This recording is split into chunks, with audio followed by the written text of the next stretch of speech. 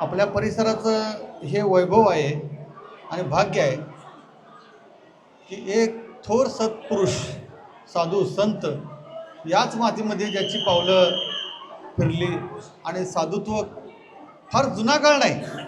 मामाना जाऊन फक्त 60 वर्ष झाली होत आहेत. 60वा पुण्यतिथी उत्सव आहे आणि संताचं अस्तित्व ही परम भाग्याची गोष्ट आहे. त्या अलेक्झांडरची गोष्ट सांगतात. तो जगजेता होता आणि तो जग जिंकायला जायचा. प्रत्येक देश जिंकायला चालला की तो आपल्या गुरुला विचारायचा काय त्या देशातनं भेट आणू.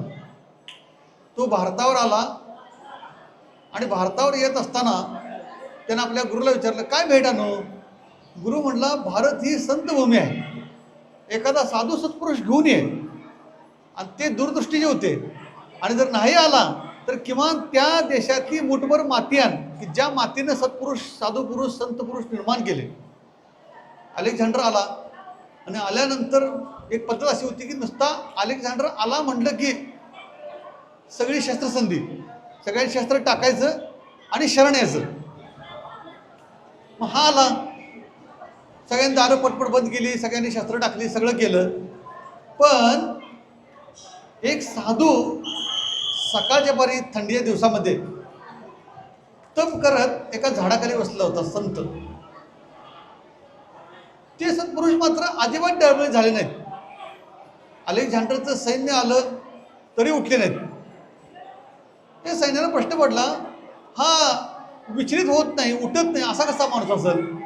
ते त्याच्यावर गेले आणि म्हणले तुला माहिती आहे का कुणाची स्वारी आल्या.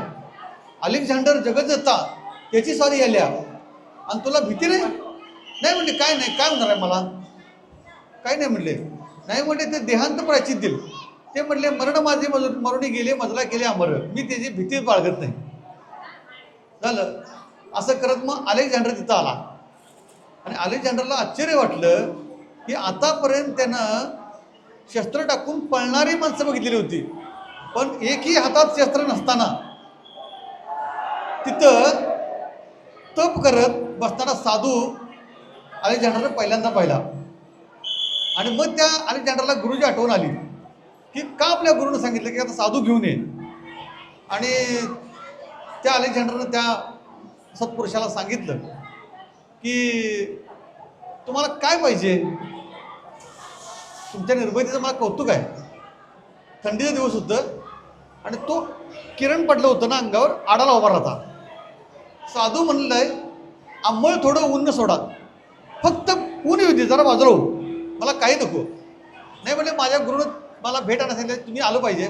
ते म्हणजे नाही काय त्रिभुवन सारखं आहे साधूला. ते काय एका ठिकाणी स्थळाचं काळाचं त्याचा काय संबंध नसतो. आणि मग ते नाही म्हणले. त्यावेळी वंदन केलं अलेक्झांडरनं आणि मुठभर मातीच नेली.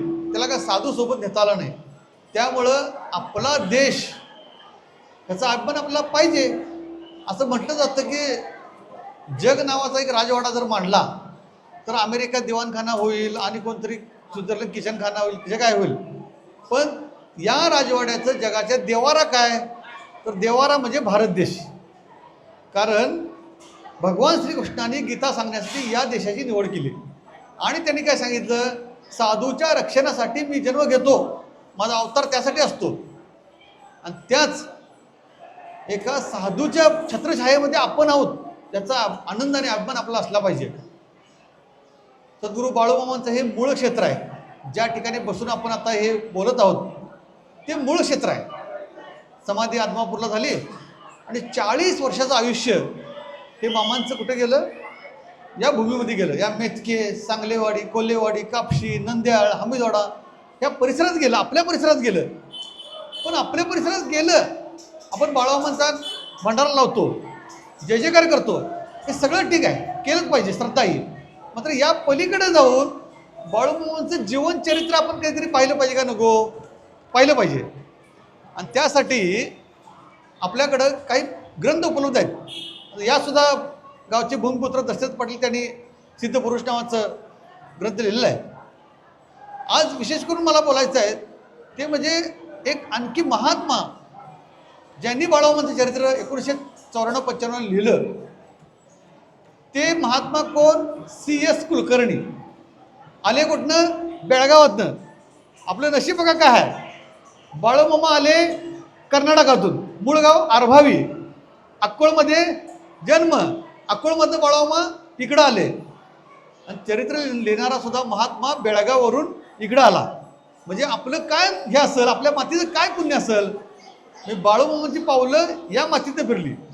हलसिद्धनाथ याच वेलिंगा पार करून पलीकडे गेले. आणि योगायोगाची गोष्ट अशी, हलसिद्धनाथांनी शेटजीच्या घरामध्ये गायी राखल्या, बरं आहे ना. बाळूमामांनी सुद्धा बकरी राखली, पण त्याच्या अगोदर त्या शेटजीच्या घरी त्या गायी पाळल्या होत्या. आणि भगवान श्रीकृष्णाने सुद्धा गायी पाळल्या होत्या. गोपालक आहेत ते. म्हणजे यातून काय शिकायचं आहे?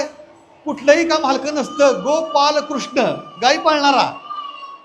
भूतदया गायी पशुचे पालन, तानेल्या जीवन वना माझी. आणि बाळूमामा असतील, बाळूमामाने ज्यांना दैवत मानलं ते हलसिद्धनाथ, ज्यांना समाधी घेऊन 328 वर्ष आता यावर्षी होतात, ते दैवत बाळूमामांचं. आणि त्या दैवतांसाठी या मंदिराची स्थापना आहे. आपण एक गोष्ट लक्षात घेतली पाहिजे. आता आपण सगळे काय म्हणतोय, बाळूमामाचं मंदिर, बाळूमामाचं मंदिर, बाळूमामाचं मंदिर. ही श्रद्धा आहे, बरोबर आहे. पण बाळूमामाने आपलंच मंदिर स्थापन केलं काय? या ट्रस्टचं मला कौतुक वाटतंय. बाहेर जाऊन फक्त बघायचं, आता प्रवचन संपल्यानंतर काय बघायचं? बोर्ड बघायचा. बोर्ड असा आहे, श्री हलसिद्धनाथ डॅश बाळूमामा मंदिर. म्हणजे मामाने 1932ला आपलं दैवत श्री हलसिद्धनाथांची प्रतिष्ठापना इथे केली. आणि ती करताना कशी केली? काल पण थोडा संदर्भ दिला होता. 1932ला ज्यावेळी 1922ला मामा या भागात आले, अंबाजोगाईतनं इकडं मेतकेला आले. आणि दत्तात्रय गणपती पाटील आदरणीय त्यांच्याकडे विनंती केली मामाने, म्हणजे विचारणा केली की ही जागा मला पाहिजे, देशील काय? ते म्हणले देतो नाही, मला वचन पाहिजे. आणि मग ते पाणी सोडून ते वचन घेतलं. ते दत्तात्रय गणपती पाटील आणि त्यांचे भाऊ गंगाराम गणपती पाटील, ते मामाना ज्ञानेश्वरी वाचायसाठी तळाव असायचे सोबत. मामा म्हणायचे आता चालू कर, ते ज्ञानेश्वरी वाचायचे. लक्षात घ्या, बाळूमामा हे निष्ठावंत, पांडुरंगाचे निष्ठावंत भक्त होते. म्हणजे 1932ला या मंदिराची स्थापना करत असताना त्यांनी काय केलं तर एक टाक तयार करून घेतला. टाक म्हणजे मूर्ती. टाक कुणाला तयार करून घेतला तर तो हलसिद्धनाथांचा. 1932ला मामाने हलसिद्धनाथाचे 2 टाक तयार करून घेतले. ते कुणाकडनं करून घेतले? मुरगुडचे ओतारी. मुरगुडचे ओतारी भट्टीचं काम करणारे. ती भट्टी फुटायला लागली, सारखी फुटायला लागली. बाळूमामांना येऊन भेटले आणि म्हणले, मामा तुम्ही टाक करा सांगितला पण भट्टी फुटायला लागल्या. मामा परत मुरगुडमध्ये गेले. मामाने भंडारा टाकला. आणि काय योग असेल बघा, या पुढच्या काळात हे सगळं प्रेरणा देण्यासाठी निर्माण व्हायचं होतं. मामाने सांगितलं माझ्या पादुका पण करतात, पितळी पादुका. मामाच्या पितळी पादुका केल्या, भंडारा टाकला आणि ती भट्टी फुटायची बंद झाली. पितळी पादुका आजही इथं या मुख्य मूर्तीच्या समोर ताटामध्ये आहेत. त्या मामाने तयार करून घेतलेल्या पादुका आहेत. हे कुठेही असं नसेल, सत्पुरुषानं स्वतः पादुका तयार केल्या आपल्या समोर आहेत.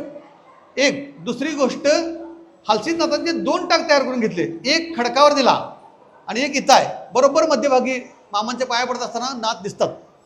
मामांचं दैवत आहे. हे 1932ला मंदिर स्थापना करताना या टाकाची पूजा, पांडुरंगाच्या फोटोची पूजा आणि ज्ञानेश्वरीची पूजा म्हणजे मंदिराची स्थापना. आणि काल जसं सांगितलं तसं 32ला काय घडलं तर 1932ला या मंदिराची स्थापना, 1932ला हा 14 फुटी खांब. ते कालही मला समजलं की या खांब, ते म्हणले की दादा खांब इथं मामाने रोवला. हे खरं खांबाचं लाकूड कुठला माहिती आहे काय? मी कुठलं? आमच्या गावचं, म्हणजे कुठलं? शेंडूरचं, रसाई शेंडूरचं 14 फुटी खांब. आणि खांब रोवताना मामाने काय शब्द वापरला, काय वाक्य वापरलं? आपल्याला 2 वाक्य सगळ्यांना माहिती आहेत. एक खांब कैलासात, दुसरा मेतक्यात. पण पुढचं एक वाक्य अजून आहे, ते CS बाबांनी लिहिलंय. पुढचं वाक्य असं आहे, याशिवाय जर पृथ्वीवर 3रा खांब कुठं असेल तर तो दाखवावा, त्याचा येण्या जाण्याचा प्रवास खर्च मी देतो, असं मामा म्हणले. हे त्या पुस्तकात आहे, ग्रंथात आहे त्या पुस्तकामध्ये. म्हणजे हे 1932ला घडलं. मंदिर 1932ला स्थापन झालं. 32ला आणखी एक महत्त्वाची घटना घडली. जो भंडारा उत्सव तो सुद्धा नातांचा आहे, लक्षात ठेवायचं. बाळामाचा भंडारा प्रसिद्ध झाला. तो भंडारा उत्सव सुद्धा 1932ला मामाने याच भूमीमध्ये सुरू केला. म्हणजे आपल्याला हे लक्षात असलं पाहिजे की बकऱ्यांच्या पाठीमागं रानावनातनं काट्याकुट्यांची वाट तुडवत तुडवत तुडवत जात असताना वेदांत सांगून नव्हे तर वेदांत जगून दाखवला असे थोर कर्मयोगी संत. असं कधी म्हटले काय ते? काय नाही, आता तुम्ही बकरी राखा, मी आता गादीवर बसणार, मठावर बसणार, ते तुम्ही आणून द्या पैसे सगळं मला, माझं मी काम करणार. कुणी सगळ्यांनी मान्य केलं असतं. पण निर्लोभी, निर्मोही, निरपेक्ष, निस्वार्थी म्हणजे मामा. पैशाला भक्तांच्या कधी हात लावला नाही. मामा म्हणायचे, माझा 1 रुपये जर कोणी काढून घेतला तर त्याचं 100 रुपये काढून घेईल. माझं 1 मूठ धान्य कोणी घेतलं तर घुस होऊन मी त्याचं खंडीवर धान्य संपवेल. म्हणजे काय असतो सत्पुरुष? आचरणी प्रगटावा धर्म जसा म्हणलं, आचरण करून दाखवलं. आणि हे विशेष म्हणजे ही मठाधीश होऊन नवं, रानावनातली वाट तुडवत तुडवत हे काम केलं. हे मोठेपणा लक्षात ठेवा. साधू थोर जाणा कलियुगी. संतांनी थोर कुणालाही म्हटलेलं नाही, मात्र साधू थोर जाणा कलियुगी नामदेव महाराजांनी म्हटलं ना अभंगामध्ये. आणि हे साधुत्व आपल्या समोर आहे, लक्षात ठेवायचं. आपलं भाग्य आहे. आता त्यांना पाहणारी माणसं आत्ता काय, आता 92, 93, 94ची आता झाली. पण हे पुस्तक ग्रंथ ज्यावेळी लिहिला गेला त्यावेळी ती माणसं 55-60 वर्षी होती. आता चाचा आहे तिथं, मामाना बघितलेली माणसं आहेत ना. म्हणजे आपल्या परिसरात हे चरित्र घडलं, याचा आपल्याला अभिमान आनंद पाहिजे. आणि त्यासाठी या गोष्टी समजून घेतल्या पाहिजेत. मी काय आता बालपण वगैरे फार विस्तारात सांगत नाही. पूर्वी कसे बाळामा लहानपणी त्या शिऱ्यावर बसायचे, ही माझी गादी आहे म्हणायचे, असं ते सगळं व्हायचं. मग ते काही जण हा वेडा माणूस, वेडा बाळा असं ते म्हणायचे. ते सगळं झालं. ती बहिणीची मुलं आहे ना मामा म्हणायची, तिथून नाव पडलं बाळू मामा. बाचा वगैरे ते सगळे त्यांना मामा म्हणायचे. आणि हे सगळं होत असताना हे सगळं प्रवास सुरू झाला. मग चाकरी करायला गेले. चाकरी करायला गेलं तर तिथं ते होल पडलेलं ताट जेवाय दिलं आणि त्याच्या प्रकाशात ती बसती दिसली कुणाला, त्या शेटजीच्या आईला. त्या शेटजीच्या आईने ते ताटच काढून घेतलं. तिथनं बाळामध्ये निघाले, ते इकडं आले आणि त्यांनी स्वतःची बकरी चालू केली. त्यांची स्वतःची बकरी त्यावेळी 1200 होती. 1200 हां. आणि त्यावेळी ते आले, हा सगळा प्रवास सुरू झाला. मग त्यावेळी त्यांना देवर्षी बाळू म्हणायचे. बरोबर, देवर्षी बाळू म्हणायचे. आणि हे सगळं करायचं, लोकांना शुद्ध भक्तिज्ञान द्यायचं, मार्ग चांगला दाखवायचा आणि पांडुरंगाची आणि आचिनाथांची अगदी निश्चिम सेवा करायची.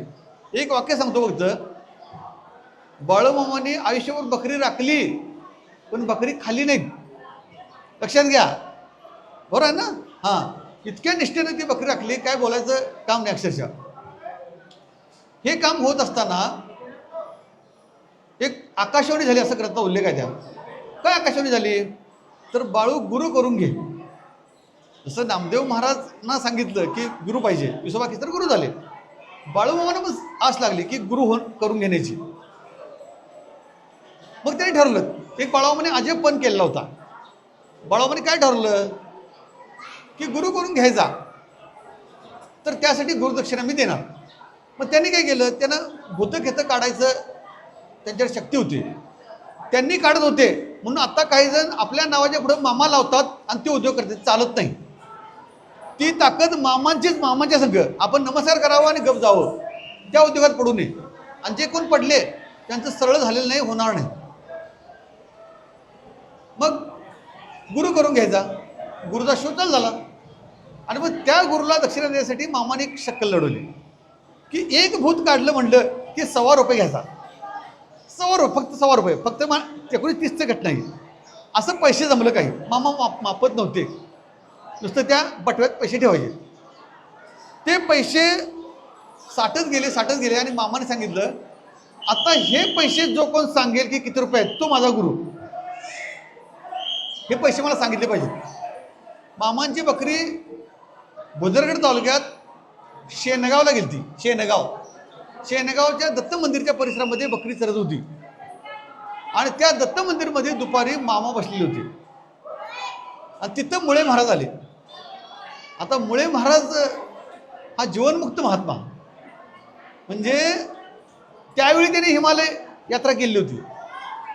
त्यावेळी प्रयाग, हरिद्वार, बनारस ही तीर्थ त्यांनी केली होती. त्यावेळी त्यांना ग्रंथाचा खूप छंद होता, ग्रंथ वाचायचा. अनेक ग्रंथ त्यांचे हमीदवाड्यातल्या कोऱ्यांच्यात आहेत. आजही तिथं श्रावणात ते ग्रंथ लावतात. इथं आजही मला वाटते कोट आणि त्यांच्या पादुका आजही कोऱ्यांच्यात पलीकडे हमीदवाड्याच्या आहेत. तिथं खूप वेळा यायचे ते. आणि ते त्यांचं गाव कुठलं? मुळे महाराजांचं सोळांकूर. त्यांना सुद्धा घराची म्हणायची काय हे काय खरं आहे, कारण ते असा जीवनमुक्त महात्मा ओळखणं तरी का सोपा आहे?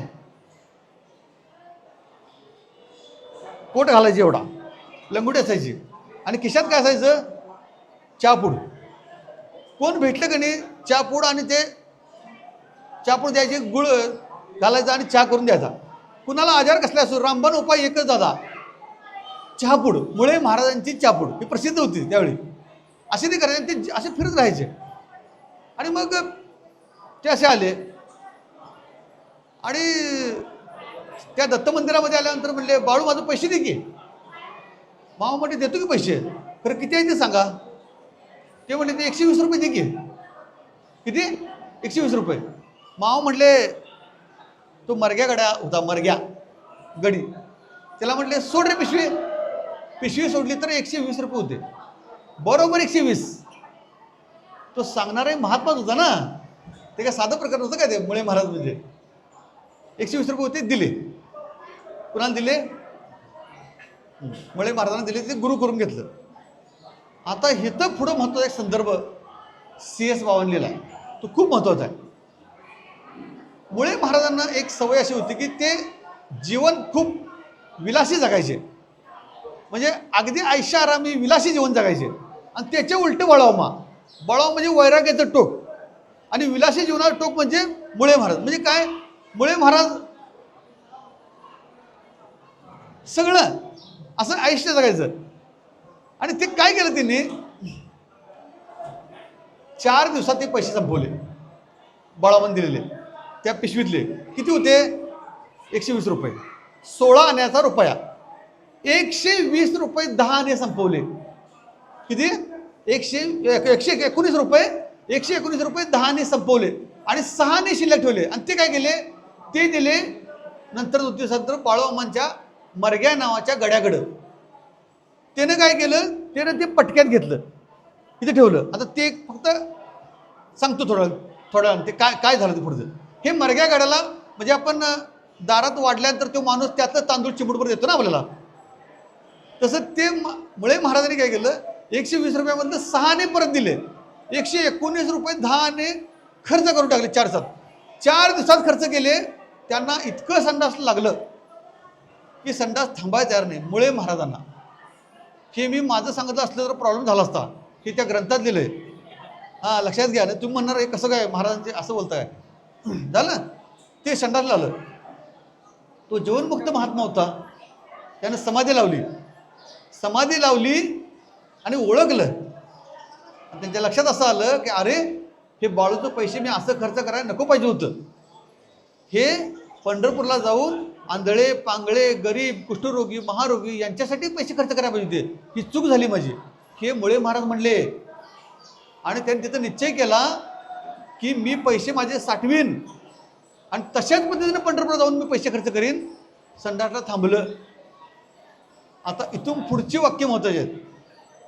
CS कुलकर्णी सर असं लिहितात, साक्षात स्वतःच्या गुरुला देखील मामांचे पैसे सोसले नाहीत. आपण शब्द वेगळा वापरला असता, पण ही महात्म्याची लेखणी आहे. प्रत्यक्ष गुरुला देखील हे पैसे सोसले नाहीत. तिथे इतरांची काय मिशात?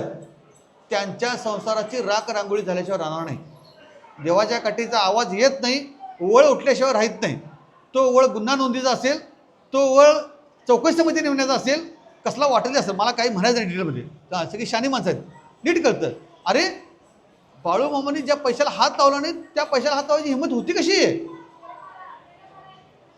या मंदिराचे कार्याध्यक्ष पाव पाटील कौलवकर आहेत. आता ते कौलव राधानगरीचे आर डी पाटील आमचे अध्यक्ष आहेत. पापा पाटलांचे आजोबा राजकारणातलं मोठं नाव, आणि त्यांनी 1935ला ते मामांचे पण भक्त होते. मामाने त्यांच्या घरावर आलेला मोठा दरोडा परतून लावला होता. दरोडा परतवून लावला होता. त्यांची भक्ती होती. 1935ला चांदीचे राणीच्या 5,000 रुपये मामांना द्यायचं म्हणून ते घेऊन आले. कोण? ते कौलवकर. ते पैसे 3 दिवस पडून होते. मामा म्हणले मी त्याला हात लावत नाही, ते नेहं तर तू नदीत देऊन टाक. ते उल्लेख आहे त्या पुस्तकात. ते नेहं मी मला पुस्तक. ते मामा कधीच पैशाला भक्ताचे हात लावत नव्हते. फारच लय कोण आग्रह कराला तर तळावर जेवण घाल, तुझं खर्च ते भांडी धुवायचं तुझं जायचं, हे मला हातात पैसे द्यायचं, मी पैशाला कोणाच्या हात लावत नाही. ते पैसे पडले 3 दिवस. मग कारभारी मंडळी काय होती, त्याने जाऊन मामाच्याकडे मध्यस्थी केली. मग काहीतरी करायला पाहिजे. मामाने मध्ये संकेत केला. म्हणजे त्यावेळी 2 पर्याय काढले. काहीतरी करूया, नाहीतर जमीन खरेदी करूया. मामाने मध्ये एक वाक्य बोलले. मामा म्हणले जमीन खरेदी करून काय करतोस, काय करता, म्हणजे जमीन खरेदी करू नये असं त्याचं मत आलं मामांचं. आणि मग त्या भक्ताने काय केलं, मध्यम मार्ग काढला आणि 1935ला मुंबईला जाऊन, त्यावेळी भंडारा उघड्यावर होत होता, उघड्यावर मुंबईला जाऊन कनात खरेदी केली. आपण काय तंबू, आणि तो तंबू खरेदी केला. आणि मग 5,000 रुपये त्यावेळी एवढा तंबू येतो का, तो स्वस्त तो आणला. मग काय केलं, त्या तंबूला नक्षीदार बनवण्यासाठी सोन्याच्या ताराची फुलं त्या तंबूच्या कनादीवर विणली. झालं. आपण मामाच्या पाया पडल्यानंतर डाव्या बाजूला जर गेले इथं वरती, जर 4 पावलं फक्त वर बघायचं. आज ही काचत, ते कणात फाटले ना, पण आजही ते काचत फुलं ठेवले आहेत, बरोबर ना त्याचं. आजही त्या काचत ती मामाच्या तंबूवरील सोन्या तारेने विणलेली फुले आजही आहेत तिथं. म्हणजे इतका निर्लोभी, इतका निर्मोही, इतका निस्वार्थ साधू पुरुष आपल्या या परिसरामध्ये होऊन गेले. मग त्या मरग्याकडे सांगायचं राहिलं, साने इथं घातलेलं ते प्रसाद म्हणून दिलं होतं ना, त्याला मोह निर्माण झाला. तो कर्नाटकातला मरग्या गडी, मामांचा गडी, सेवेकरी ह्याचा बकराक, त्याला वाटलं आता असू दे, साने काय होतंय. त्यानं साने स्वतःलाच वापरलं, मामानं पैसे परत दिलेच नाही. पण लक्षात ठेवा, जो ऐसा समोरतू तो मी जगाचा नातू, आणि गगना ऐसा साक्षी भूतू तोही मीची. ही होय ना, सर्व साक्षी लक्षात ठेवायचं. सर्वांचं मनोगत जाणणारे मामा होते. ते साने खर्च केले, जिथं पैसे खवले होते तिथंच तो फोड उठला. आणि शेवटच्या क्षणाला मामांच्या पाया पडले, चूक झाली मामा. मामा म्हटले चूक झालीच, पण आता निस्तारायची नाही, दुरुस्त होत नाही, तू जाणार. तो गेला, त्यात मेला. म्हणजे तिथं कुणाचं जर 6 पैसे चालले, गुरुला सुटका नाही, इतरांची गोष्ट लांबची आहे. मग आता मगाशी मी सांगितलं, गुरु काय करायचे, विलासी जेवण जगायचे, विलासी. हेच गुरु एकदा मामांच्या सोबत गोंदुगुपीचे जयराम पाटील आणि 4-5 भक्त मंडळी, मळे महाराज आणि मामा हे कोकणच्या ट्रिपवर गेले होते. कोकणच्या ट्रिप म्हणजे ते देवस्थानला भेट द्यायला गेले होते. ट्रिप असा शब्द आत्ता झाला हो. तर कुणकेश्वर महादेवाचं खूप प्रसिद्ध ठिकाण ते. तिथं ते भालचंद्र महाराज, त्यांचे साहेब गंगाराम महाराज ही खूप मोठे आसामी त्यावेळी होत्या, सत्पुरुष होते. आणि मामा त्यांना भेटायला गेले. आता तिथला प्रसंग बघा कसा आहे. मामा भेटायला गेले, 4-5 दिवस काहीतरी राहिले त्या भागामध्ये. आणि त्या भागामध्ये कोकणची लोक जेवण आणून द्यायची, जेवण शाकाहारी जेवण आणून द्यायची. ते जेवण आणून द्यायची. त्यावेळी मामा त्या दौऱ्यामध्ये त्या ते काय देवासाठी गेलं ना भेटायला, एकदाही जेवले नाहीत. मग काय केलं, शेंगदाणं, खोबरं, चिनमुरे यावर दिवस काढले 4-5 दिवस. मग का मामा जेवले नाहीत. आहार सुचिता नावाचा एक विशेष भाग सरांनी लिहिला आहे. मामा म्हणले कुणाविषयी मला काही म्हणायचं नाही म्हणले, पण जे जेवण येते शाकाहारी येते, पण त्याच भांड्यात कधीतरी मांसाहार शिजला असेल तर. आता बघा काय विचार करा, म्हणजे माऊली आपण शाकाहारी जेवणाची सोय म्हणून हॉटेलमध्ये शिरतो, मांसाहारी शाकाहारी असते दोन्ही, आणि तिथं आपण म्हणतो का काय नाही हॉटेलमध्ये जेव्हा काय अडचण आहे, शाकाहारी आहे आपलं वेगळं, पलीकडच्या टेबल ती असतं ना तिकडं. पण आपण वारकरी परंपरेचं जर वावरत असतो आणि जर मामाचं चरित्र आपल्या पुढं असेल तर मामा काय म्हणले की कधी जर त्या शिजला असेल तर नको मला, मी चालणार नाही. एवढी आहार शुचिता मामांची होती, एवढी दक्ष मामा असायचे. त्याच मामांचे गुरु मात्र मांसाहार करणार होते. आता हे कसं लावणार, ही गमत आहे की नाही. त्याच मामांचे गुरु मांसाहार करत होते आणि ते मध्ये प्यायचे.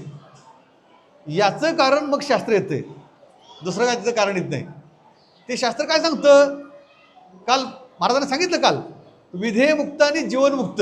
विधेयमुक्त सांगायला शिल्लक राहायचंच नाही, जीवनमुक्त संत असतात ते जीवनमुक्त असतात, सांगायला शिल्लक असतात. आम्हाला माहीत होतं की मुळे महाराज हा जीवनमुक्त महात्मा आहे. आता मग मग का जीवनमुक्त महात्म्याला विधीचे नियम लावता येत नाहीत. तो कसा जरी जगला तरी तो देहावर, तुमच्या आमच्यासाठी देहावर असतो, तो देहावर नसतोच. रामकृष्ण परमहंसांचं उदाहरण त्या ठिकाणी दिले शेषसरांनी. मग असं म्हणायचं नाही की ते गजानन महाराज हे का आवडत होते. आणि पुढे एक वाक्य खूप महत्त्वाचं लिहिले शेष बाबांनी, म्हणून मुमुक्षुने किंवा साधकाने ती कॉपी करू नये, नाहीतर कधीही कल्याण होणार नाही. म्हणून नाहीतर त्याने केले आम्हाला काय होते, कल्याण होणार नाही कधी. ते जीवनमुक्त महात्म्याचं काम आहे. आणि म्हणून बाळामांच्या ठिकाणी एक एकावरी घालू नये, तुका म्हणे एक एकावरी घालू नये, लक्षात ठेवायचं. ते लगेच सरसकट लागू होत नाही. त्यांचे गुरु मात्र असे होते, कारण ते एक महात्मा, जीवनमुक्त महात्मा होते. आणि जीवनमुक्त महात्म्याला विधीचे निषेध लावता येत नाहीत, विधीचे नियम लावता येत नाहीत. आणि मग तोच विषय येतो. बाळमामा इतके दक्ष असायचे, या ठिकाणी घडलेला पण प्रसंग आहे तो, आणि गारगोटला घडला पण प्रसंग आहे, दोन्ही ठिकाणी घडला प्रसंग आहे. काय की मामा गुरुना भेटायला गेले, बैलगाडीतनं गेले, आणि जाताना कोरे माळी अशी लिंगायत जैन 4-5 माणसं, 3-4 माणसं त्यात होती. आणि ती गेली गे, आणि ती सोबत गेली, आणि गुरुच्या ठिकाणी चालू होतं शिजायला. त्याने अंदाज घेतला, ते म्हणजे आता जेवायला आणणार. ती म्हणजे आम्ही काय जेवणार नाही, आम्ही काय जेवणार नाही, आम्ही असलं खायत नाही, आम्ही काय जेवणार नाही. हां नाही नाही नाही. माऊ म्हटले राहू दे जेवायचं, राहू दे. गुरु म्हटले मुळे महाराज जेवायला लागतंय, काय जेवताना तरी मेलासा तर तुमच्या धर्माप्रमाणे इथंच विधी करतो, मी त्या ग्रंथात लिहिलं आहे. एकही शब्द मी माझा सांगत नाही. हां तुमच्या धर्मावर विधी करतो, का काळजी करू नका, म्हणजे दफन करतो. ते म्हणले मी आम्ही काय जेवते, मी जेवणारच नाही. काय नाही बाळू म्हणले जेवणार तर जावा, तसं मी जेवतो जावा. शेवटी मुळे महाराजांच्या त्या करड्या आधीच्यामुळे त्यांना ऐकावलं, बसलीत. अहो बाळू लगेच बसले होते. मामाला माहिती होतं ना, अहो काय आता सांगायचं, सत्पुरुषाला सगळं ज्ञात असते संत. आणि ज्यावेळी ते बसले आणि वाढाय चालू केल्यानंतर त्याचं काय झालं, वांग्याची भाजी झाली. हे पाहणारी माणसं हे खूप जुनं चरित्र नाही आहे, काहींना वाटेल की हे जुनं चरित्र आहे आणि ह्याचं हे कसं होणार, हे कसं पटणार. पण ह्याचे अजून परिवारातली माणसं आहेत ना, ती सांगतात ना सगळी. म्हणजे त्यामुळं आपण गोंधळ करून घ्यायचा नाही. नाहीतर मग आपण जर त्याप्रमाणे जर धनकोडीचे शंकर महाराज हे करत होते म्हणून ते असं चालणार नाही. ते त्या ठिकाणी त्याचं ते जीवनमुक्त महात्म्याचं ते काम आहे, आपलं काम नव्हते. सर म्हणले आपण आपल्या दिशेनं साधना, मुमुक्ष आपली साधना करत राहावं, आपण त्या ह्याच्यात अडकू नये. असो हे सगळे प्रसंग होत असताना मामांचं एक वैशिष्ट्य होतं. आपण आता हरिनाम सप्ताह चालू करतोय, हा मग घेतो. आता काल उपलाने महाराजांनी एका शब्दावर जोर देऊन बोलले, अखंड. आता हे पत्रिकेत छापता येते अखंड, आता सोपं आहे. आता हे अवघड आहे. अखंड म्हणजे खंड न पडता नामस्मरण पाहिजे देवाचं. तुका म्हणे तुझा न पडा विसर दुःखाचे डोंगर आले तरी, असं तुकाराम महाराज म्हणले. बाळूमामांनी ज्यावेळी भंडारा सुरू केला, बाळूमामांना इतकं भजन आवडायचं देवाचं, कीर्तन आणि भजन खूप आवडायचं, हे लक्षात घ्या. म्हणून हे उत्सव त्याच पद्धतीने केले पाहिजे, सांप्रदायिक पद्धतीनं. त्यांना खूप आवडायचं, इतकं भजन आवडायचं की संकेश्वरच्या भजनी मंडळाला 1-2 वेळा मामा स्वतः जाऊन निमंत्रण देऊन आलेत. आणि भजनी मंडळ आलं की त्यांच्यासाठी स्वतंत्र तंबू, त्यांच्यासाठी जेवणाची चांगली सोय. आणि त्या ग्रंथामध्ये लिहिलेलं आहे की भजन रंगात आलं की साधारण 10-11 वाजता जे विना घ्यायचा कुणी मामाने गळ्यात, तो पहाटे 5-5:30 पर्यंत विना मामा दुसऱ्याकडे द्यायची नाहीत, एकट्याकडेच. हाती घेऊन ये विना कंठी राहे नारायणा. इतकं प्रेम होतं, इतकं भजनावर प्रेम होतं. एक त्यात संदर्भ आहे, नारायण गोंधळी धुमाळ पट्टणकुडीचे हे प्रसिद्ध कीर्तनकार होते, प्रसिद्ध कीर्तनकार. आणि त्यांचा आवाज खूप चांगला होता. आणि काही माणसं नतद्रष्ट असतात, त्यांना ते आवाज बघवला नाही आणि त्यांनी एका पेयातून एक वस्तू दिली, त्याचा उल्लेख आम्ही करत नाही, आणि त्यामुळे त्यांचा आवाजच गेला. मामाने माणूस पाठवला, त्याने सांगितलं मी आलो असतो पण ही अशी अवस्था आहे, आवाज फुटत नाही. सांगितलं कसं तरी थोडं आवाज. ते आले, मामाने सांगितलं मामा तुम्ही सांगितलं त्यांची याची इच्छा आहे तर आवाज नाही, असं असं केलं कोणतरी. मामाने परत माणूस पाठवून दिला आणि तू ये इथं, तू काय कर ये. आणि मग ते आले. आल्यानंतर पंचपदी दुसऱ्याने केली, विना घेतला गळ्यात. विना घेतल्यानंतर मामा उठले, तिथं बसली होती ना कीर्तन ऐकायला. मामा उठले, ताट भरून भंडारा होता, तो अंगावर ओतला कीर्तनकाराच्या. पूर्ण सगळं असा अंग न्हाऊ घातलं आणि अंग पूर्ण भंडाऱ्यानं न्हाऊ घातल्यानंतर जे त्यांचा आवाज आला ते सरांलेलं शेवटपर्यंत त्या माणसानं हयात असेपर्यंत भंडारा चुकवला नाही, भंडाऱ्याची कीर्तन सेवा केलीच. म्हणजे मामांची किमया काय होती, भंडाऱ्याची ताकद काय होती. नूतन गंधर्व आप्पासाहेब पटवर्धन खूप चांगले गायक होते. त्यावेळी अगदी ते वय कमी होते, 16-17 वय असेल. ते इथे एकदा आले, संकेश्वर त्यांचे पाहुणे. ते एकदा इथं आल्यानंतर त्यांनी भजन केलं आणि बाळाव मग काय म्हणत होते, मल्हार राग गायला चालू केला. मल्हार राग असतात वेगळे संगीतात, मल्हार राग गायला चालू केले. बाळावमानी ती स्टाईल होती मामांची, मामा शिवी द्यायची ना, आणि ते म्हणले अरे ते बंद करते, दुसरं म्हणायला चालू कर, दुसरं म्हणजे दुसऱ्या रागात म्हणायला चालू कर. त्यांना ते ऐकू गेलं नाही त्या भजना याच्यात, आणि ते म्हणायला चालू केलं मल्हार राग म्हणजे पाऊस आणणारा राग आहे. पाऊस एवढा पडला सगळं भिजलं, ते सगळं भिजलं, नूतन गंधर्व भिजले. पण मामांचं प्रेम बघा किती असतं. त्या नूतन गंधर्वांना दुसऱ्या दिवशी म्हणजे अगदी आदले सांगितलं पाऊस आला. आता ह्यो पाऊस कुणामुळे पडला, हां ते शिवी देऊनच आहे, ऐकलं नाहीस माझं, आता तू निस्तरायचं. प्रसाद तिसऱ्याशी होता, तू निस्तरायचं. काय करायचं, तुझी बहीण कापशीद आहे देशपांड्यांच्यात, ही सगळी यात्रा तिकडं न्यायची, त्याची जेवण घालायचं. साधारण 500 लोक होती, नंतर खूप लोक असायची. म्हणजे तिसऱ्याशी तिकडं पुढं माणसं पाठवली. हे नूतन देशपांडे नूतन गंधर्व गेले, त्या बहिणी तिथं 4-5 तवे लावले, भाकरी करायला चालू केल्या आणि जेव्हा वाढलं सगळ्यांना. मामा समाधान झाले. सलग दुसऱ्याशी परत भजन झाल्यानंतर नूतन उठले. बाळामाने ते भजन आवडलं होतं आणि बाळामा उठले आणि परत बाळामाने काय केलं, त्याच्या पण अंगावर भंडारा टाकला. नूतन गंधर्वांच्या अंगावर भंडारा टाकल्यानंतर त्याने काय केलं, जरा इथं झाडलं. ते म्हणले देशपांडे चूक केलीस, कशाला झाडलं, चूक केलीस. पुढं सर लिहितात की बरेच तिकडं मामा गेले. मग त्यानंतर त्यांना संधिवात झाला आणि तो कुठेच त्रास देत होता, फक्त इथनं खाली. मग आठवलं की मामा का म्हणत होते की चूक केलीस तू, त्यात ते गेले. आणि परत त्यांच्या संदर्भात एक विषय असा येतोय, म्हणजे भजनावर किती प्रेम होतं. का म्हणे येतं भजनाप्रमाणे काय थोरपणे जाळावे ते. तुकाराम महाराज सांगितलं भजन हे अंतिम आहे. काल पण महाराज म्हणाले भजन करा म्हणून सांगितलं. काल आमचे उपलाने महाराज म्हणले ना,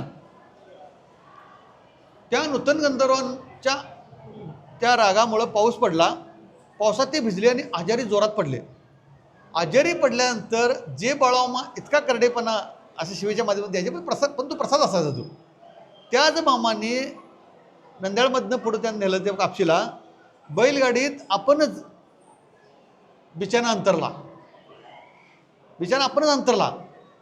आणि त्याच्यावर झोप म्हणले बाळतू आणि कापशीला घेऊन गेले. आणि कापशीला त्यावेळी प्राथमिक आरोग्य केंद्राची स्थापना झाली ना जुनी ते दवाखान्याची. तर तिथं गेले आणि तिथं डॉक्टरला 10 रुपये काढून दिले आणि सांगितलं ह्या पोरग्याला चांगलं केलं काय, चांगलं कर तिचं. म्हणजे त्यावेळी 10 रुपये म्हणजे किती मोठी गोष्ट बघा. पण बाळामाने 10 रुपये काढून दिले आणि ह्या पोराला चांगलं करून सांगितलं आणि त्या म्हणजे आशीर्वाद होता. दुसरा एक संदर्भ त्यामध्ये होतो. तुम्हाला अरुण सरनाईक हे नाव सगळ्यांना माहीत आहे, मराठी चित्रपटातला एक अभिनेता. अरुण सरनाईकांचे वडील शंकरराव सरनाईक हे सुद्धा उत्तम गायक होते. गानकोकिळ. शंकरराव सरनाईक म्हणजे गानकोकिळ. मग ते ज्यावेळी इथं आले, मामांना पण भजन आवडलं. त्याचं आवडल्यानंतर मामाने काय केलं, 2 ताटं हातात घेतली. एका ताटात भंडारा आणि नारळ आणि एका ताटात 1000 रुपये. बघ ह्यातलं काय घेणार सांग.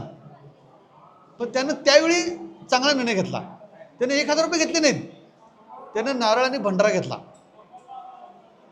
इतकं नाव झालं, आकाशवाणी दिल्ली वगैरे सगळीकडे त्यांचं नाव, गाण्याचे कार्यक्रम इतके वाढले. आणि नंतर त्यांच्या बुद्धीत पालट झाला. बाळूमामांनी निमंत्रण पाठवलं, त्याला उत्तर त्यांनी दिलं असं की पोटात जरा कळ आहे आणि याला जमत नाही. मामा म्हणले तेनंच जाशील तू. आणि अक्षरशः शंकरराव सरनाईकांचा मृत्यू त्यातच झाला. अगदी त्या ग्रंथामध्ये तो सगळा संदर्भ आहे. म्हणजे मला काय म्हणायचं, भजनप्रेमी मामा होते हे मला मुद्दा म्हणायचा आहे. भजनप्रेमी, त्यामुळं कीर्तन भजन हे महत्त्वाचंच आहे हे मला म्हणायचं आहे. कीर्तन करायचा गेलेला आवाज त्याने आणलेला होता. भजनवाल्यांचं एवढं प्रेम होतं मामांचं. हत्तरगीच्या टोल नाक्याच्या पुढं थोड्या अंतरावर यमकन मड्डी म्हणून ठिकाण आहे. हरिकाका गोसावी आपल्याला माहीत असेल. हरी गोसावी नावाचा एक साधू पुरुष, संत एकनाथ महाराजांची 1 वारसांची शाखा तिथं आहे. कुठं? यमकन मड्डीला. गोकुळाष्टमी उत्सव खूप मोठा असतो तिथं. हरिकाका गोसावी म्हणून खूप मोठे मामांसारखे असे सिद्ध पुरुष होते सुद्धा. इकडं आले ना ते की हमीदवाड्यात वगैरे असे गुड्या उभा करायचे लोक, ते वर्षात येता यायचे. तर त्यांना एकदा निमंत्रण दिलं होतं कुणी मामाने. नंद्याळ हे चालू होता भंडारा, नंद्याळ शेतात. ज्यावेळी हरिकाका आले त्यावेळी मामा पुढे झाले, पायावर पाणी घातलं हरिकाका गोसावीच्या, भंडारा लावला आणि त्यांच्यासाठी तंबू केला वेगळा. त्या तंबूत त्यांना सोय केली, सगळी सोय झाली, भजन झालं, सगळं झालं. दुसऱ्या दिवशी प्रसाद. आणि प्रसाद किती, त्या ग्रंथाचा उल्लेख आहे 20 कायल्या खिरीचा प्रसाद असा. विचार करा, 20 कायल्या खीर. त्याच जवळ उल्लेख आहे की हमीदवाड्याकडच्या दिशेला पाऊस दिसला, इथला उल्लेख. आणि ते पाऊस, इतका पाऊस की आता पाऊस येणार आणि सगळं जेवता येणार नाही लोकांना. मग मामाने त्या दिशेनं घोंगडं झाडलं, भंडारा टाकला आणि शिवाय देऊन सांगितलं, अन्नात माती घालत रे जा. नदीच्या पलीकडे ओढे नाले तुडुंब वाहत होते, इकडे पाऊस नव्हता. हे अनुभवलेली लोक आहेत, अजून आहेत. हरिकाका गोसावी आले आणि दुसऱ्या दिवशी जातो म्हणले. मग त्याचा रात्रभर कधी संवाद झाला आहे. आता तो कुठ संवाद आहे. आता त्यांनी त्यात विश्लेषण काही केलेलं नाही, पण कुठ संवाद म्हणजे कसा आहे. हरिकाका गोसावी म्हणाले, धनगरा तुझ्या पालात मी इथू सोडतो. धनगरा. मामा म्हणले, ए बामना तुझ्या पालात मी साप सोडतो. आणि त्यावेळी त्या संवादामध्ये मामानी गीतेचे 3 श्लोक म्हटलेत. मामाना लिहिता वाचता येत नव्हतं, पण अशा महात्म्याला काय अवघड तरी काय आहे. ते 3 श्लोक कुठले त्याचा उल्लेख त्या ग्रंथात आहे. ते हरिकाका गोसावीचं झालं दिवस उगवला. ते म्हटले तर मामा येतो. मामा म्हटले प्रसाद घेऊन जा रे बामणा. काय घेऊन जा? प्रसाद घेऊन जा. ते म्हणले नाही नाही. अरे प्रसाद घेऊन जा मी सांगतोय ना. ते म्हणले मी प्रसाद घेईन, खरं 5 पत्रावळ्या काढून घेणार, म्हणजे पंक्तीच्या. ते म्हणले बामणा 5 नाही सगळ्या पत्रावळ्या काढल्यास तरी तुझा उपकार माझे होणार नाहीत, गप प्रसाद घेऊन जा. त्यांनी प्रसाद घेतला आणि ते गेले. ते मोठे सत्पुरुष, प्रश्न नाही. मी त्या एमकनडीला जाऊन आलोय. डॉक्टर आनंद गोसावी म्हणून आता त्यांचे वारसदार आहेत सध्या. म्हणजे इतकं इतकं प्रेम या कीर्तन परंपरेवर पांडुरंगावर होतं. पांडुरंगावर किती प्रेम. त्यांची वारी आहेच ना. अगदी मुळे महाराज दर्शन शेवटी समारंभ होते तो. 1-2 प्रसंग त्यामध्ये आहेत. पंढरपुरात गेल्यानंतर धुळीच्या अंगाने आपण दर्शन घेतो, तसं तसं दर्शन घेऊया असं काहीतरी म्हणत होते. मामा काय म्हणले, आणि नको दर्शन घ्यायला, देवाला वाईट वाटतंय आणि देवाच्या डोळ्यात पाणी येते आम्हाला, मला बघितलं की. मग आम्ही पण म्हटलं असतो काय मामा सांगतोय असं असतं कुठं काय, देवाच्या मूर्तीच्या डोळ्यात पाणी येतंय. मग ती सोबत गरड बिरड डॉक्टर गरड वगैरे होती ना, तेवढी नाही जायचं जातं मग. आणि गेली ती. ज्यावेळी मामासमोर उभं राहिले पांडुरंगाच्या, त्यावेळी आपल्याला वाटणाऱ्या बरं काय दगडी मूर्तीच्या डोळ्यातून आसवे गळत होती. मामा म्हटले दर्शन चांगलं घ्या पायाला हात लावून. का? ज्यावेळी पायाला हात लावत होती ती लोक, त्यावेळी लहान मुलाच्या पाऊलासारखं पाऊल मऊ सुकुमार लागत होतं पांडुरंगाचं. एक संदर्भ आहे. दुसरा संदर्भ असा आहे की एक जमीनदार होता मोठा. तो जमीनदार त्याच्या श्रीमंत, त्याला अहंकार असेल, त्याला असं वाटत होतं की मामा धनगर हे जेवढे लोक पाया का पडतात अशी. आणि तो का वाकून नमस्कार करत नव्हता, असा वर्ण नमस्कार करायचा. मामाने ओळखलं सगळं. बघा सर्व साक्षी होते ते. गगना ऐसा साक्षीभूतू, गगनासारखा साक्षीभूत होते, म्हणजे सर्वांना साक्ष सर्वात आहेत लक्षात ठेवले. पण ते मलिन होत नाहीत, इतके ते निरभ्र असतात. आणि मग ते ओळखलं त्याने. त्याला म्हणले हे रुपया घे, पंढरपूर चाललास ना, आणि चंद्रभागेत टाक. आणि चंद्रभागेत टाक म्हटलं तर तो जेव्हा तिकडे गेला, चंद्रभागेत टाकल्यानंतर ती चंद्रभागा अगदी चुडा भरलेला, हात वर केलाय आणि तो रुपया झेललाय. एक प्रसंग. आणि दुसऱ्या एका व्यक्तीला सांगितलं, त्याला पण शंका होती थोडी मामाजीशी. त्याला सांगितलं पांडुरंगाला रुपया दे आणि येऊन बाहेर शिखरावर बघ दर्शन घे. ज्यावेळी तू पांडुरंगाचं त्यानं दर्शन घेतलं, रुपया टाकला, आणि ज्यावेळी येऊन बाहेर शिखरावर बघितलं तर घोंगडं काठी घेऊन मामा त्या शिखरावर विराजमान होते. म्हणून पांडुरंग ते अजून एक उल्लेख त्यात आहे की एक जण म्हणतोय मामा तुम्ही पांडुरंगच आहे घेऊ. हो तुम्ही पांडुरंगच आहे, मला मला मला तुमच्यात पांडुरंग दिसतोय. मामा म्हणले कुणाला सांगू नकोस. आता त्यानं ते मामांच्या आहे ते नंतर CS सरांना सांगितलं ना, लक्षात घ्या. म्हणजे आणि देवत्वाच्या खुणा कशा असतात बघा. ते 2-3 प्रसंग येतात. शेष अवताराची आठवण त्यावेळी येते. मामांचा अवतार कोणाचा आहे? शेष अवतार आहे. टायमिंग होत आले, हो जरा संपत द्या चला. तर त्या शेष अवताराची आठवण कशी आहे? मामा म्हणले की मी 2च वेळा लुगडं नेसलोय. बघा का 2च वेळा लुगडं नेसलोय. कधी कधी एकदा समुद्र मंथन झाल्यानंतर अमृत देवानं वाटताना, आता हे परत आणि मागं जायला ते कथा सांगायला त्या. आणि दुसरं भस्मासुराला मारताना मोहिनी, भस्मासुराला वरदान दिलेलं होतं डोके वाटूच्या भस्म होईल, त्याला मारण्यासाठी देवानं स्त्रीचं रूप घेतलं, डान्स केला आणि हात असा पोज केला, स्वतः हात डोके हात ठेवून तो भस्मसात झाला. हा एक विषय. मामा काय म्हणतात मी 2 वेळा लुगडं नेसलोय. देवत्वाची कशी खून आहे बघायचं. आणि दुसरी कुठली तर अमृत मंथन झालं आणि अमृत देवानं वाटायचं होतं, तर त्यावेळी एक स्त्री झाला देव आणि राक्षसांना भुलवलं. आणि त्या भुलवल्यावर बरोबर देवानं काय वाटलं? अमृत वाटलं आणि त्याला अमृतत्व आलं ना. ही एक. आणि तिसरा एक संदर्भ त्यामध्ये असा येतोय की मामा म्हणले अरे असं बोलत असताना मामा म्हणले की अरे काशी विश्वेश्वर तिथं मला अभिषेक घालतात रोज पहाटे. आणि मामा एक दिवशी चिखलातनं असे पाय रडून आले, धुतले सुद्धा नाहीत. तसेच ते बिछाण्यावर गेले, झोपले, उठले, सकाळी पाय स्वच्छ होते आणि बिछाना अजिबात चिखलान राड झालेला नव्हता.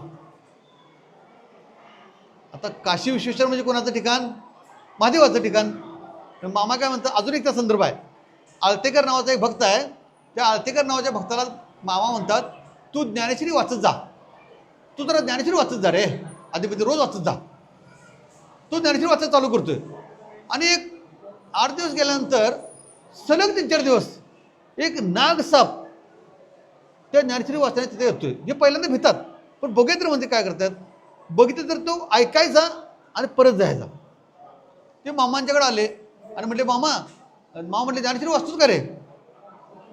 मामा म्हणले, ते म्हणलं आळतेकर म्हणले वाचतोय मी, पण मामा असं असं करते. काय करतंय तर नागसाप येतोय, विठळ घालतोय आणि जातोय नंतर. अरे मग तू वाचतोस की नाही हे बघायला पाळत ठेवाय नको? म्हणजे कोण ठेवली पाळत? हे अशा ते कितीतरी गोष्टी आहेत. आता आपल्या सगळ्या वेळेची मर्यादा आपल्यापुढं, पण बरेच चरित्र, म्हणून मला असं वाटतं की चरित्र माहिती पाहिजे आपल्याला. अजून एक संदर्भ सांगतो. कापशीला बकरी होती आणि कापशीला असताना मध्यरात्री मामा उठले, मामा, आणि मामानं त्या गुळाच्या वड्या आवडायच्या. कसला गुळ? शाईचा, जास्त अगदी हे झालेला तो गुळ आवडायचा. आणि भोगावतीकडचा एक भक्त त्यानं त्या गुळाच्या वड्या आणून द्यायचा. आणि मामा काय म्हणतात रात्री उठून, बाळाले का तुला गुळ्याच्या वड्या लय आवडतात ना, खा की, खा वड्या, राख रेड, खा वड्या, राख रेड. ती आसपासच्या लोकांना कळणं, हे असं का म्हणल्यात आणि विचारलं नाही कुणी काय. दुसऱ्या दिवशी सकाळी तिकडचा भक्त येतोय, ते हे देणार आहे, काय देणार आहे, वडे देणार आहे. ते म्हणते, मामा माझा संसार रेड्यावर चालला आहे आणि 2 रेडं रात्री 12ला कोणी चोरीला नेलतं आणि पहाटे 5ला परत आणून बांधलं. बाळाले का गुळाच्या वड्या लय आवडतात, खा वड्या, राख रेड. सरांनी एक महत्त्वाचं केलेलं आहे, कोणताही साधू पुरुष कारणाशिवाय कुणाचं घासभर अन्न देखील खात नाही. या अंगानं पण ते ग्रंथ इतका सुंदर आहे. चरित्र एकीकडे बघायचं आहे आणि एकीकडे त्यांनी संत विचाराची जी पेरणी केली आहे ती अशी सुंदर केली आहे. अशा प्रकारे मामांचं एकूण चरित्र, आता बरेच मुद्दे मी पॉईंट आउट करून आणले होते, पण आपल्या वेळेच्या मध्ये आता आरती पण आहे. आणि अशा सगळ्या चरित्रामधून पुढे जात असताना त्यांनी सांगितलं की गगन मळत नाही, ते निरभ्र आहे, ते सर्वत्र आहे. तसं बाळावा म्हणले, एक शेवटचं उदाहरण सांगतो बद्दल. एक जण बकरी राखायला होता आणि तो पळून जाणार होता गावाकडं, आणि तो मामांच्या पायापडा आला आणि पाया पडून पळून जायचं असं ठरवलं. पण त्यानं म्हटलं नाही. मामा म्हणाले, पळून जाणार आहेस ना? ते म्हणले, नाही, पळून जाणार नाही. अरे जगातले सगळे जीवात्मे हजेरी द्यायला माझ्याकडे येतात, हजेरी द्यायला माझ्याकडे येतात. तू जा ना, पळून काय जातोस, व्यवस्थित जा, पळून कशाला जायची गरज आहे. एक उदाहरण. दुसरं एक उदाहरण, आता बाळा म्हणजे बकरी आपल्या शेतात येतात. आता काही ठिकाणी काय प्रश्न येतो की बकरी पिकात गाती पीक चांगलं येतं, मग शेतकऱ्याचे घालमेल होते काय की बकरी घाल द्यायची का नाही घालावं तरी काय झालं तर. बाळा म्हणजे बकऱ्यांनी पीक खालं तर चांगलं, ते बरोबर आहे. ही एक गोष्ट सांगितली जाते, पण दुसरी गोष्ट सांगितली जात नाही. ती गोष्ट म्हणजे बाळूमामाने कुणाचेही पीक चालल्यानंतर त्याला पैसे दिल्याशिवाय बाळूमामा पुढे गेलेले नाहीत. त्यात उदाहरण आहे. त्यातलं एक उदाहरण इथलं शेवटचं येतो, थांबतो. इथले जाधव नावाचा एक म्हातारा, याचं नाव विसरलो होतं, जाधव, याच गावातला. त्यांच्या तुरी चांगल्या होत्या, तुरी एकदम भारी तुरी आल्या त्या. 1962चा प्रसंग आहे, 60चा. तुरी, आणि तुरी एवढ्या चांगल्या होत्या. बाळावा म्हणा बकरीची फार काळजी. बाळावा म्हणाले, तुरी चारू काय?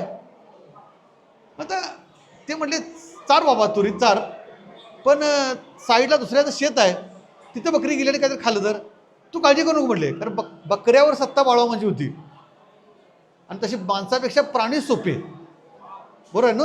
हां, ते आणि ते मामांचं इतका सत्ता होती त्यांच्यावर की मामाने असं खाकरून एक जे संकेत दिला, पलीकडच्या रानात त्यांनी स्पर्श केला नाही, हे झालं.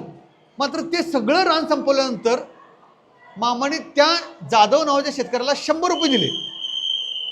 सरांनी त्यात दिले 1960ला 100 रुपये दिले. त्यावेळी 1 रुपयाला 3 पायली तुरी यायच्या. हिशोब करा, 100 रुपयाला किती पायल्या आल्या असत्या? 300. एवढं रानात ते केलं असतं. हे लक्षात ठेवा, बाळोमाची बकरी कुणाच्या रानात चरायची बरोबर आहे, पण त्याच वेळी मामा कुणाचंही चारल्यानंतर पैसे दिल्याशिवाय पुढे गेले नाहीत. आता आपल्या पलीकडे पांडुरंगाच्या कुंभारांचं उदाहरण आहे. असू दे, आता वेळ झाला तो आपण कधीतरी पुढे बोलू. अशा प्रकारे मामांचं चरित्र आहे. हे चरित्र आपल्याला माहिती पाहिजे आणि आपलं सगळ्यांचं भाग्य आहे. हलसिंग दादांची भूमी आपल्या मागची आहे, इथंच आहे. मामाचं चरित्र इथं घडलं. खूप श्रीकृष्ण देशमुख साहेब काकांसारखी माणसं असतील, बापूसाहेब महाराज तळाशीकरांचे उदाहरण जातात. कीर्तन, त्यांचं कीर्तन चालू होतं कापशीला, आणि कापशीला कीर्तन चालू असताना नेमका त्यावेळी पट्टणकुंडलीवरनं वालंग आला, आणि तो वालंग आल्यानंतर ते मामा त्यांना म्हणतात थांबा, खरं त्यांना ते लक्षात झालं नाही. ते वाजायला चालू केलं. इकडे कीर्तन चालू होतं बापूसाहेब महाराज तळाशीकरांचं, उद्धव जांभळेंच्या वडिलांचं. त्यावेळी मामाने असं हे केलं की तू कीर्तनाची ज्ञानगंगा चालू ठेव. त्याला सांगितलं. ती चालू राहिली. कीर्तन ऐकणाऱ्यांना ढोल ऐकू येत नव्हते, आणि ढोल वादनाकडे कीर्तनाचा आवाजाचा संदर्भ नाही. हा प्रसंग घडलेला एक पान त्यामध्ये आहे. अशा प्रकारे अनेक संदर्भ, अनेक चरित्राच्या कथा, एका महात्म्याचं चरित्र लिहिणारा सुद्धा एक खूप मोठं सत्पुरुष साधुपुरुष या भागामध्ये आपल्याला होऊन गेलं. CS कुलकर्णी सर, त्यांनीच हे चरित्र लिहिलं. त्याप्रमाणे आदरणीय बाळामांच्या पवित्र चरणी वंदन. आरतीची वेळ झालेली आहे, आणि या ट्रस्टने बाळामांच्या विचाराला साजेसं काम चालू केलं आहे, त्याचा उल्लेख काल केला होता. हे काम असं सुरू राहावं, आणि बाळामांचा मूळ विचार शुद्ध भक्ती ज्ञानाचा हा सर्वांपर्यंत पोचवावा, ही ट्रस्टला विनंती. आणि बाळामांच्या या दरबारामध्ये सेवा करण्याची त्यांनी संधी दिली, त्यांच्याप्रती आणि सद्गुरू संत बाळामांच्या चरणी कृतज्ञता. रामकृष्ण हरी. कुंडली वरदारी विठ्ठल श्री ज्ञानदेव तुकाराम.